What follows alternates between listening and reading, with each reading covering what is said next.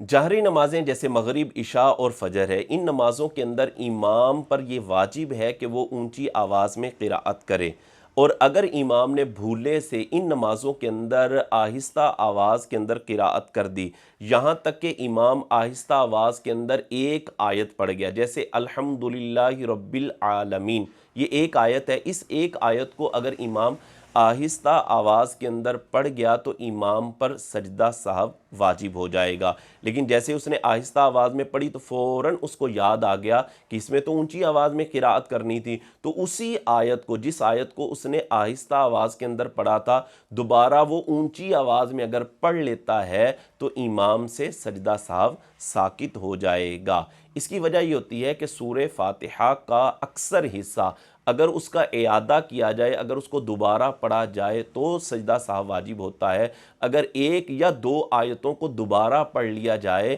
تو اس سے سجدہ سہو واجب نہیں ہوتا۔ اسی طرح وہ نمازیں کہ جن میں آہستہ آواز میں قراءت کرنا یہ لازم ہے، جیسے ظہر اور عصر ہے کہ ان میں امام پر لازم ہے کہ وہ آہستہ آواز میں قراءت کرے، اگر ان نمازوں میں امام نے اونچی آواز میں قراءت کر دی، یہاں تک کہ ایک آیت وہ اونچی آواز میں پڑھ گیا، تو امام پر سجدہ سہو واجب ہو جاتا ہے۔